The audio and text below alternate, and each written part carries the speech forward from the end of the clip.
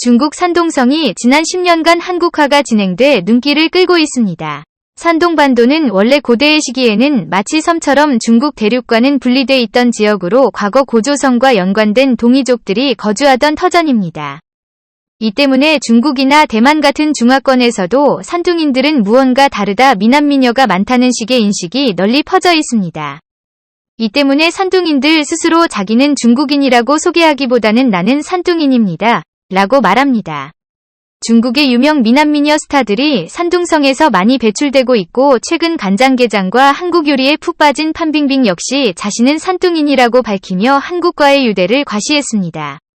산둥반도는 과거부터 한반도와 매우 밀접한 지역으로서 한때 한반도 침략의 근거지이기도 했으나 발해부원의 산둥반도 공격장보고신라방 이정기의 제너라 등 한국인들의 대륙 진출의 발판이기도 했습니다.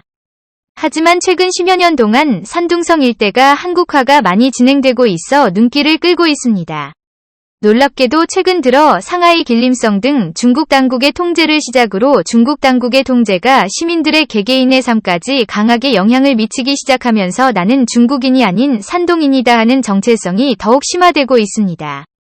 여기에 더해서 고대사적으로 한반도와의 연관성이 학술적인 연구 결과로 드러나기 시작하면서 산둥인들이 우리는 한국인이다 라는 사고까지 확대될 조짐이 보여 눈길을 끌고 있습니다.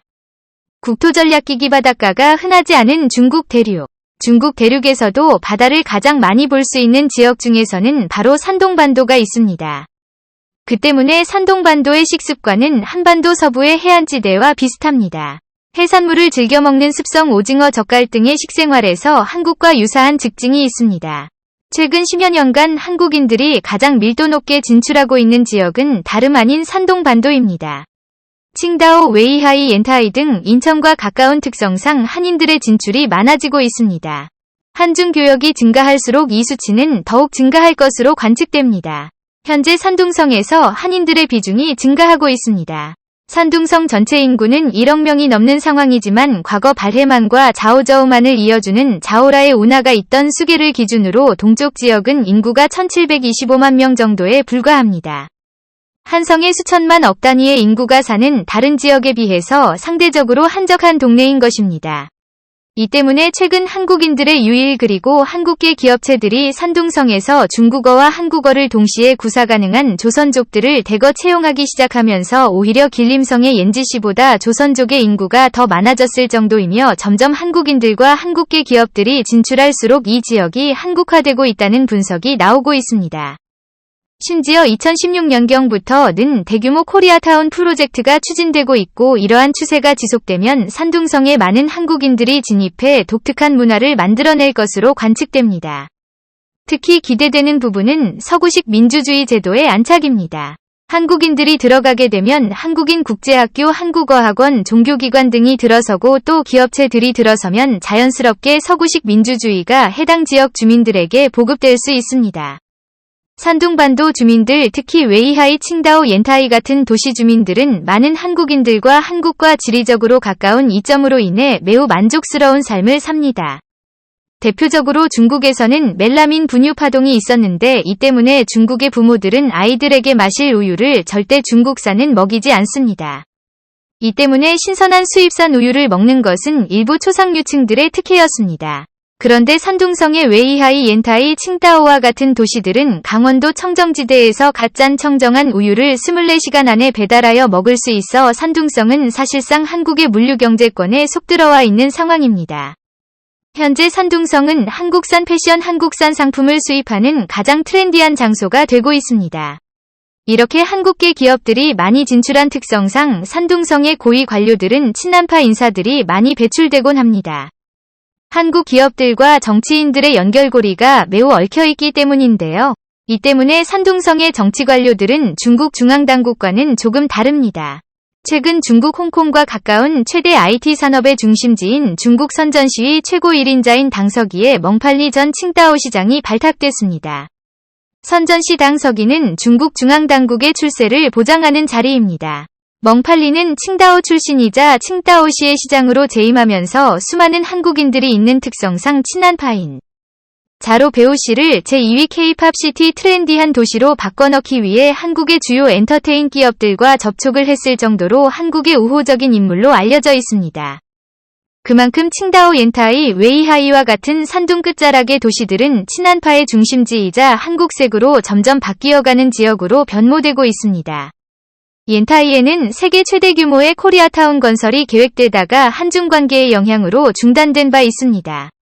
사업이 재개될 경우 한국인들의 진출이 더욱 활발해질 뿐 아니라 산둥성 일대에서는 한국어만 사용하고도 생활이 가능한 수준의 지역으로 바뀔 가능성이 점점 높아지고 있습니다. 최근에도 한인 비중이 높은 칭다오시의 경우에는 한국어만 써도 생활이 가능할 정도로 한국색으로 변화되고 있습니다.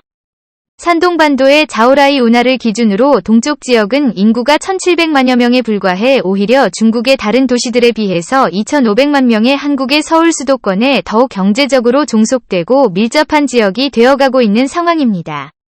오늘날까지도 산둥성의 주민들은 나는 중국인입니다. 라고 자신을 소개하기보다는 나는 산동인입니다. 라고 소개를 하곤 합니다. 이런 만큼 과거부터 동이족에 대한 인식이 있었고 고령층의 경우에는 자신들은 한반도와 관련이 있는 사람들임을 인식하고 있고 90년대까지만 해도 지역학계에서는 고구려 백제, 신라 특히 고구려와의 인연이 있음을 인식하고 있었으나 중국 중앙당국의 통제로 인해서 이러한 산둥성 지역과 한반도의 고대사적 연결에 대한 연구가 완전히 막혀버린 상황입니다. 하지만 최근 중국 중앙당국 주민들 통제가 도를 넘는 수준에 이르고 있고 특히 중국 최고 스타 판빙빙은 탈세 혐의로 14만 38억 원의 벌금을 낼 뿐 아니라 신문조사로 체포구금이 된 게 아니냐는 네티즌들의 음모론까지 나왔습니다. 칭다오 출신의 판빙빙은 최근 중국에서의 출로가 막히자 아예 한국으로 망명을 하는 게 아니냐는 네티즌들의 분석까지 나오고 있습니다.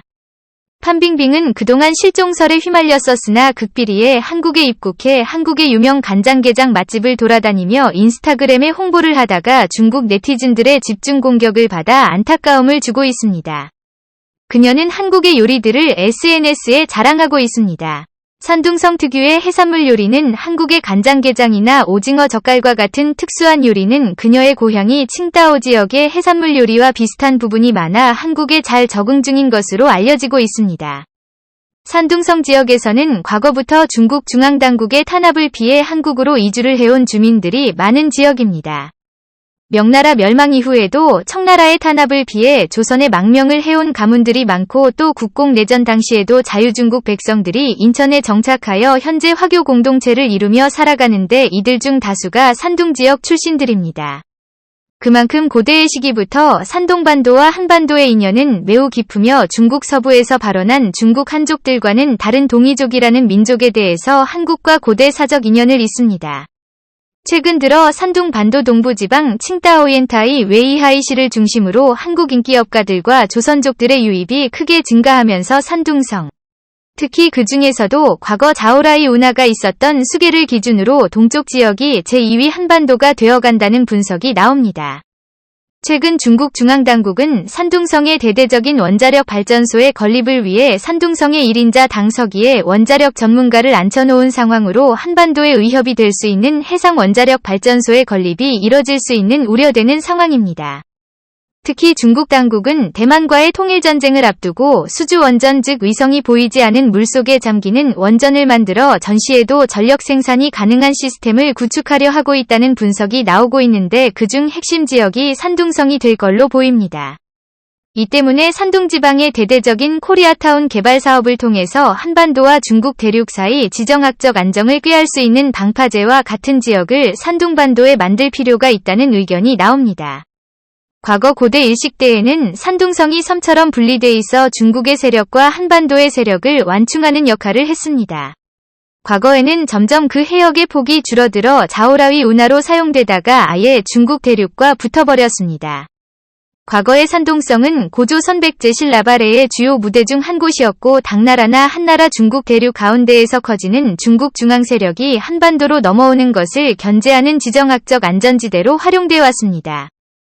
최근 중국에서는 다시 산동반도에 자오라이 운하를 복원할 계획을 밝혔습니다. 발해만과 자오저우만의 운하를 파서 오염된 발해만의 물 흐름을 원활하게 하고 수온을 발전시킬 목적입니다. 그렇게 되면 다시금 산동반도가 반도가 아닌 섬처럼 바뀌게 될 수 있는 상황이 오고 있습니다. 자오라이 운하가 개통하면 동부 지역엔 1700만 명의 인구가 거주하게 되는데 지속적으로 한국인들의 유입이 이뤄지게 되면 이 지역은 한반도의 안전한 지정학적 방파제가 될 수 있을 것입니다. 시청해주셔서 감사합니다.